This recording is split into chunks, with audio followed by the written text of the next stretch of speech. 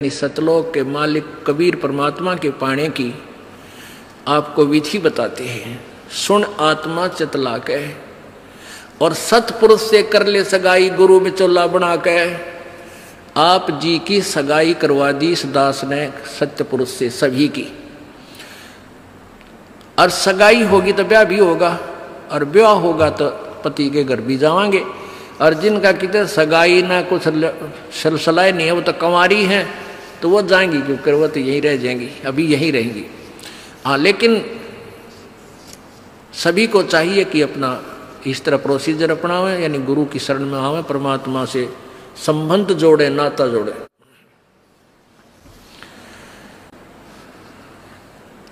सतपुरुष से कर ले सगाई, गुरु बिचौला बना के फिर सत्संग बान बैठिए लाडो और दान की मेहंदी रचा के। जैसे बान बिठाया करते हैं, 5-6 दिन बिठाया करते हैं, 6-7 दिन, तो परमात्मा कहते हैं वहाँ वो तेल चढ़वाता है, वो बान नहीं, इस सत्संग रूपी बान में यहाँ बान बैठो, यहाँ आओ, ये राम नाम का तेल चढ़ावांगे आपके, और फिर आपका रंग रूप निकल जाएगा, यानी आपके अंदर परिवर्तन आएगा। तो क्या कहते हैं, सत्संग बान बैठिए लाडो और दान की मेहंदी रचा के। ये लाल हाथ करने से कोई लाभ नहीं है, इन हाथों की मेहंदी दान है। 2 पैसे अपनी कमाई में 10वां अंश गुरु को दीजिए और जीवन जन्म सफल कर लीजिए। और 5 गहने पैर सुहागन, शील, संतोष, विवेक, दया, आधीनी, विनम्रता, और सतनाम की बिंदी लाके जैसे टिक्की लगाते हैं, कहते हैं तेरा मूल मंत्र ये सतनाम हो, ये सच्चा नाम 2 अक्षर का जिसमें एक ओम और एक तत् है, ये तेरी बिंदी हो, यानी तेरा ये खास सबसे पहले दिखाई दे कि ये सतनाम उपासी है। आत्मा परमात्मा को जब प्यारा लगेगा तो जब स्वीकार करेगा। और फिर क्या कहते हैं, प्रेम की लाली ला के सुरता क्यों ना पति रिझावे है। ये लाल ओठ करने से कोई लाभ नहीं है, ये तो मूर्खा के काम है। पहले कोई भी ऐसी क्रिया अच्छे घरों की बहन बेटियां नहीं करते थे। इस नकली सी सिनेमा ने, इन टेलीविजनों ने ऐसा भट्ठा बैठा दिया कि सबको एक सतर पर गली में ला खड़ा किया। गांव घर में ब्याह होता है, पहले कंजरी नाचा करती, हिजड़े नाचा करती, ये वैसाएं नाचा करती थी। अब बहु अच्छे घरों की बहू बेटियां सरेआम गली में डांस करती हैं, ऐसा बूंदा लाल थोपड़ा करके। तो क्या ये अच्छे कर्म है? ये नहीं करना चाहिए। एक सभ्यता से रहना चाहिए। हम इंसान हैं, वो तो एक समाज का जो बिगड़ा हुआ रूप होता था वो इस तरह की बकवादियाँ किया करते थे।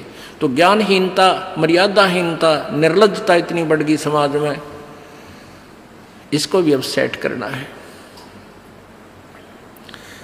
तो कहते हैं प्रेम की लाली ला के, प्यार तो बोला सब बान भाइयां थे, सभी भक्तों से, समाज में वो भी कोई बगैर उपदेशी भी रिश्तेदार है, सबसे मृदु भाषा से प्रयोग करे, मीठा बोल है, प्यारा बोल है, ये तेरी लाली है, ये तेरे होठों की शोभा है। फिर कहते हैं जाप अजप्पा जप के अपना दहेज बना लिए। ओह, ये भक्ति की कमाई जो श्वास उश्वास से ये अजप्पा जाप कहलाता है।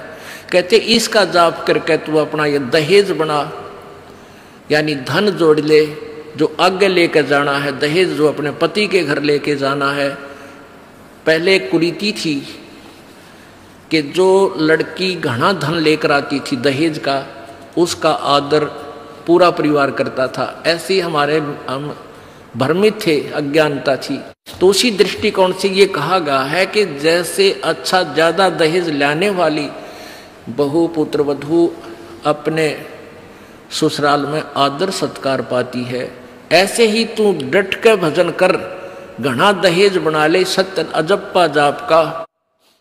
अजप्पा जाप जप के अपना दहेज बना लिए, अनहद बाजा बाजन लागे फिर खुशी बना लिए। ओह, जैसे लड़की का पता लग गया कि आज ब्याह है, लड़की की का आज विवाह है,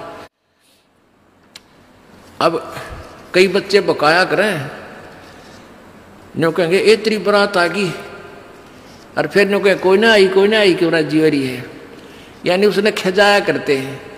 तो फिर वो लड़की सोच लेती है बांधन दे ले भौंके जाएंगे।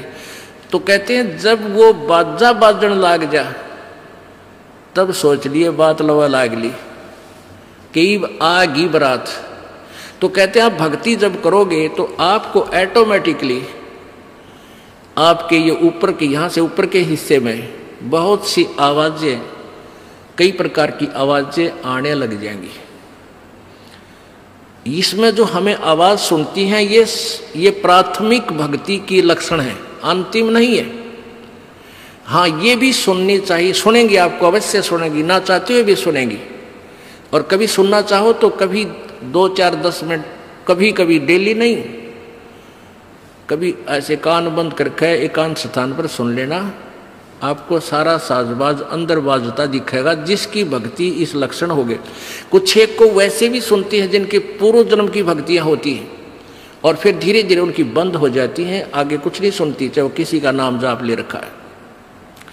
तो वो तो ऐसा सुनना, ये देखना तो ऐसा है जैसे आपने बैंक में कमाई करी की और बैंक में पैसे जमा करा दिए, और उस बैंक की कॉपी ने कभी देखना चाहो तो खोल के देख लो। और ये दूसरे जो पंथ बतावे हैं, ये साधना इनकी नाम गलत हैं, और कहते हैं ध्यान लगाओ, मेडिटेशन करो, कान बंद करके, आंख बंद करके, अंदर आवाज सुनो, शब्द सुनो। ये कोई फायदा नहीं। अब जैसे धंधा करता नहीं और बैंक में जब पूर्व जन्म की पहले की जो डिपॉजिट है 20-30 हजार, उसने रोज देखे जाने कहाँ 20 हजार है, और 20 हजार में काम तो ना चले, फिर वो निकलवाने भी उसी में तो पड़ेंगे, वो एक दिन जीरो हो जाएंगे। वो तो जैसे आपको ये आभास होंगे किसी भी वस्तु का, जैसे हम हमारी आंखों, आपकी जो भक्ति करते हैं उनकी आंखों के सामने बहुत सी चीजें ऐसे चलती दिखाई देंगी। कभी तो ऐसा आभास होगा जैसे कोई मक्खी आ गई, कोई मच्छर जा रहा है, या कोई ऐसी कोई लाइन सी दिखाई देती है। तो ये आपकी भक्ति की कमाई है, प्रतिफल आपको दिख रहा है। और कई एकादा क्या करे हमारे भक्त, एक बहन भगत भाई आया ने बोला जी मैंने तो आंख दिखा ली, मेरी तो आंखों में डिफेक्ट हो गया। वहाँ क्या हो गया कि आगे बेरानी काला काला दिखे जा, नो देखूं जब भी दिखा, मन तक कई डर भी लग जाता है। और डॉक्टर का इसका ऑपरेशन करेंगे, रमा भले आदमी क्यों आंख पड़वावे, ये तेरी भक्ति की कमाई दिखाई दे रही है, तेरी जो बैंक में जमा कराए हैं वो कॉपी में दिखे तेरे को। ये तो भगवान आत्मा ने दिखेंगे बेटा, जिनकी कमाई शुरुआत हो चुकी है। जेता अंजन आंजी ये चश्मों में दिखंत न बोला सचमुच में, कहा सचमुच, फिर खुश हो गया रहे तेरा गजब भैया। तो ये जो सामने दिखाई देते घबराना नहीं। बहुत से भ्रमित हो जाते हैं क्योंकि बार बार ये दास नहीं बता पाता आपको। तो प्रत्येक सत्संग में आओगे तो कभी ना कभी हर पहलू पर विचार विमर्श दिया जाता है। तो घबराना नहीं है, ये आपकी आंखों के सामने कोई वस्तु दिखाई देगी, वो आप ही बताओगे, दास बताओगा तो तुम झूठ भी बोल दोगे। तो वो आपकी जितनी कमाई है वो अपने आप बढ़ती जा रही है, उसका लेवल बता रहा है। तो ऐसे अंदर आवाजें आएंगी, कई प्रकार की आएंगी, और उनमें से एक न्यारी आवाज आएगी, एक मुरली की आवाज आएगी। और वो मुरली, वो आवाज जो है, जो इसमें पिंड में जो आएगी वो यहीं तक की है, ये महास्वर्ग तक की है। और जो वास्तविक धुन, वास्तविक जो आवाज है वो इस अंड और पिंड से पार है, वो सतलोक में है। वो वहां जाकर आपको वो बात बाहर सुनाई देगी। यानी इस शरीर से एक जब आत्मा भक्ति से परिपूर्ण हो जाती है तो इस शरीर से बाहर भी हो जाती है। तो उसको सुनने के लिए ऐसी सचिथी आ जाएगी अपने आप, जैसे आपका शरीर यहाँ बाहर खड़े हो गए, और फिर वो आवाज आपको उस सूक्ष्म शरीर के माध्यम से सीधा कनेक्शन उस सतलोक से हो जाता है। वो परले पार वाली मुरली आवाज, वो धुन, वो झनकार अलग से सुनाई देती है। फिर सेकंड के बाद आप उसी शरीर में होते, आपको पता भी नहीं कि मैं बाहर गया या अंदर ही था। वो बहुत बाद में जाके बहुत लेटेस्ट स्टेज पे ऐसा होगा, पर ऐसा हो या ना हो, आप जैसे दास बताओ, ये खुराक खाते रहो, रोग कटेगा, ये साधना करते रहो। तो क्या बताया है, जाप अजप्पा जप के अपना दहेज बना लिए, और ये अनहद बाजा बाजन लागे फिर खुशी मना लिए। फिर मान लिए खान तेरी भक्ति चल पड़ी, निकट लागली बात आगे लेने, यानी बरात आगी। आवे बिरहा कबीर लेने खुश होकर चालिए, और प्रेम की बारिश होने लागे फिर मलमल नहा दिए। जैसे आपने कल सुना था, बिना प्रेम पावे नहीं चे करोड़ समाधि ला। होय होय, जैसे सूरज के आगे बदरा ऐसे कर्म छयारे, प्रेम की पवन करे चित मंजन झलके तेज नयारे। प्रेम की पवन, परमात्मा के प्रति इतना प्यार उमड़ उमड़ का अब आपके हृदय में रह रह के जरा सी बात मालिक की चले आंखें भरे आऊं आपकी, कुछ दिन में ऐसी सचिथी आ जाएगी। तो ये प्रेम की पवन चलेगी। जैसे सूरज के आगे बादल होते हैं तो सूर्य का प्रकाश निष्क्रिय हो जाता है, और जब हवा तेज चलती है बादलों को इधर उधर फेंक देती है तो सूर्य का प्रकाश ज्यों का तो सामने चमक रहा होता है। ऐसे परमात्मा और अपने बीच में, आत्मा के बीच में पाप कर्मों का गरावा यानी बादल छाया हुआ है। इस प्रेम की यानी सब भक्ति जो क्रिया आपकी होंगी, दान करता आदमी को इतनी खुशी होती है उस दिन कोई ठिकाना नहीं। और 10 रुपये चोरी कर ले आत्मा खुश नहीं हो सकती, चाहे 20 लाख चोरी कर ले। और 10 रुपये, 20 रुपये, 1000 रुपये, 2000 रुपये आप दान करने की चेष्टा करते हो, पहले उमंग भर लेती है, और दान करे पाछो तो न्यारी खुशी होती है। तो ये तो क्या बताते हैं, ऐसे जो सब क्रियाएं आपसे कराई जा रही हैं, इनका उद्देश्य है कि आप में इतनी विनम्रता, इतना प्योर हार्टेड हो जाओ आप कि मालिक के प्रति जरा सी भी चर्चा चला आँखों में पानी आने लग जा, गदगद हो जा। कहते हैं प्रेम की पवन करे चित मंजन फिर झलके तेज नयारे। तो यहाँ क्या बताया कि प्रेम की बारिश होने लगे फिर मलमल नहा लिए, यानी ये लक्षण बता रहे हैं एक भक्त में रह रहकर ऐसे लक्षण आ जाएंगे। एक बुढ़ा आवे मेरे पास, नाम ले रखा उन्होंने साल भर से। वो कहता है जी मैं नाम जपन लागू, मैं रोने लग जाऊं, मेरा रोना बंद कर दिया। राम तो रोना शुरू करवावा तो बंद करवाना आवे, ये तेरे भाग जाग रे भले आदमी, नो कहना शर्म आवे, लोग नो कहीं अच्छा आदमी नाम लेने लगे तो माई लोग की सुनेगा तुम्हारी सुनेगा, नो बता। तो इसे ओपन कर्मी प्राणी है, बुढ़ा आदमी 65 साल का होगा, भगवान का नाम मिल गया, पिछले संस्कार से ही होता सारा कुछ। और ईब नो का नाम लेने लग गो, मैं तो रोने लग जाऊँ। अरे तेरा गजी भी भगवान ये सब ने देसा रोना हमारे भगता ने, आँखें में पानी आवे, मालिक की चर्चा हो, ना द्वेष हो, ना राग उठे, ना कोई चोरी करने जी करे, ना कोई जारी करने जी करे, ना बुराई मन में आवे, ये ऐसा जो धुन लग जा। फिर कहते हैं सार शब्द का सुरमा गा लिए जब पति न भावे। सार शब्द यानी जो असली मंत्र आपको दिया जाएगा वो सुरमय जैसा होगा, वो एक न्यारी आपकी जो है ना पहचान बनेगी, उस पर न्यारी जो है ना अलग से आपकी एक और सुंदरता बनेगी, यानी परमात्मा को आप और उस मंत्र सहित और अच्छे लगोगे जिनके पास ये तीनों मंत्र होंगे। कहने का भाव ये है, आदिन्नी की मांग बरा ले तो चलिए नाड़ झुका के, विनम्रता अभिमान खत्म हो, विनम्रता आवे, और सबके साथ प्यार से बोले, आकड़ नहीं पाड़े, ये लक्षण हो जाने चाहिए आपके अंदर। आदिन्नी की मांग बरा ले, ये जो मांग आप सिंदूर डालते हैं ये आदिन्नी तेरी मांग है, और चलिए नाड़ झुका के, यानी नम्रता से रहना, नाड़ झुका के चलना, नम्रता से पेश आना।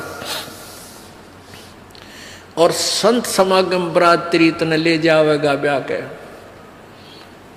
अब ये सत्संग रूपी बारात है, आत्मा को यहीं से श्रृंगारा जाता है, यहीं से इसको तैयार किया जाता है, ज्ञान सुनाया जाता है। तो ये परमात्मा सत्संग में आने वाली आत्मा ही परमात्मा के पास जाएगी, यानी ये बरात वाले ही बरात ही समझो उस मालिक की। संत समागम बरात तेरी तन ले जावेगा ब्याह के, सुरत नृत है डोली तेरी। सुरत और नृत ये आत्मा इनके साथ चलेगी, और बैठ सुन शिखर में जाकर, यानी सतलोक में जाकर बैठ गया।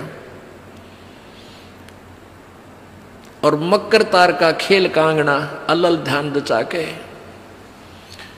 अब कांगना खेलते हैं ना, जैसे यहाँ एक मोटा बांध जा, दूसरा मोटा बांध जा रहे नाला, और कई गांठ ला दे, फिर नहीं कहेंगे वो देवर खोल लेगा इसने, कांगना खेल लेंगे ना खुल जा, उपरण के फंड होया करना लंबा चौड़ा सिस्टम। तो परमात्मा कहते हैं अब मकर तार का खेल कांगना, छूट ना जा आते हैं, छूट गया वो हार जाएगा।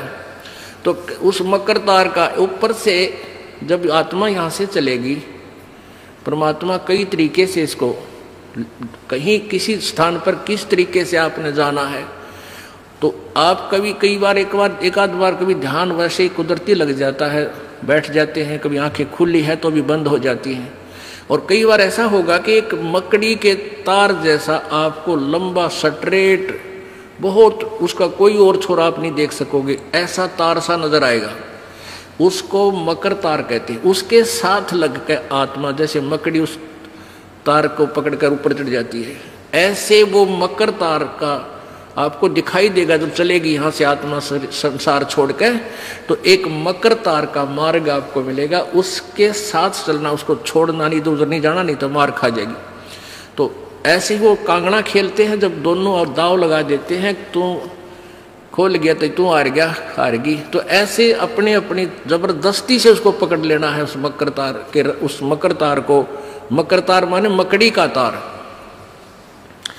ऐसा एक रास्ते में आपको ये गाइडलाइन होगी कि इसके साथ साथ चल, भ्रमित ना होना सतलोक जाने के लिए। वो कुछ समय कुछ स्थान तक मकर तार है, उसके बाद फिर परमात्मा का अलग से मार्ग है। सुरत नृत्य है डोली तेरी, बैठ सुन शिखर में जाके, मकर तार का खेल कांगना अल्लल ध्यान दचा के। ओए होए, एक एक वाणी का आधा हिस्सा भी इतना जबरदस्त भर रखा भगवान ने। अब अलल पंख, अलल ध्यान दचा के, एक अलल पक्षी होता है, उसको अनल भी बोलते हैं। अनल, अनल माने वायु, यानी वो आकाश वायु में ही रहता है, ऊपर नीचे नहीं आता। वो अंडे भी ऊपर ही दे देती है, वो अलल पक्षी मादा, और उन अंडों को हवा में छोड़ देती है, और ऐसे स्थान पर अंडे देती है, पैदा करती है कि नीचे केले के बन हो, केले के बन। तो केले कैसे फंसे रहा कर, केले के बना बनो आपस में बहुत लंबे लंबे बढ़ जाते हैं। तो वहाँ आकाश से वो अलल पक्षी बहुत लंबा चौड़ा होता है, वो कम से कम भी सैकड़ों फुट लंबा और 50 फुट की चौड़ाई होती है। इतने बड़े बड़े पर होते हैं उसके, बहुत जबरदस्त लोहे के तौ की तरह, और पंजे होते हैं जैसे नो चमटिया की तरह, खुर जैसे बहुत जबरदस्त नाकुल्ले, बहुत मजबूत, और 4 पैर होते हैं उसके, पक्षी होता। तो वहां से अंडे छोड़ देती है, भगवान हवाला है। अंडे नीचे आते हैं हवा की घर्षण से, वो परवरिश को, यानी वो पक जाते हैं। और केले के अच्छे भारा भारा अंडे होते हैं, वो 2-2 दड़ी के, और ऊपर तो 1-1 दड़ी के, 5-5 किलो के, और ऊपर तो आते ही वो केलों के पत्तों पर आकर गिरते हैं। उन केलों को तोड़ते हुए सपीटते नीचे आते हैं। तो केलों पर गिरने से, उन केले पर गिरने से, उन पेड़ों पर, तो उसकी स्पीड कम हो जाती है, और तो केले को तोड़ता हुआ वो आसानी से आकर नीचे पड़ता है, और पड़ के फूट जाता है, उसमें से बच्चा निकल जाता है। वो बच्चा वहां फिर उस वन में घूमता है, फिरता है, चारा चरता है, और फिर कुछ दिनों में वो उड़ने लग जाता है, यानी परिपक्व हो जाता है, वो प्रफुल्लित हो जाता है, और वो उड़ कर देखता है, काफी दूर तक उड़ता है, फिर वापस आ जाता है, 1-2 साल तक वही रहता उस वन में। उन पक्षियों के साथ भी घूमता, अपने मित्रों के साथ जो दूसरे पक्षी होते हैं, अन्य जीव जंतुओं के साथ भी घूमता है, लेकिन उनमें उसकी मित्रता नहीं रहती है, क्योंकि उसको पता होता है कि मेरे माता पिता ऊपर हैं, यहाँ नहीं है। पुण्यात्मा, ये बहुत ही उत्तम ज्ञान है और छुपा हुआ ज्ञान था, ये तत्व ज्ञान है। इसको समझाने के लिए बहुत से उदाहरण आपके समक्ष पेश करने पड़ते हैं ताकि आत्मा अपने परमात्मा की तरफ आकर्षित हो जाए। आपने कैसे रहना इस संसार में, ये अलल पक्षी के बच्चों की तरह। अब वो यहाँ आए, यहाँ आसपास उस वन में पक्षी पशुओं के साथ रह रहे हैं, लेकिन उन एक पल भी वहाँ जाने को नहीं बोलते कि एक बार हम उड़न जोगे हो जावा, उसी दिन भाग जावांगे यहाँ से, हम जवान हो जावें तो उसी से में चल पड़ेंगे।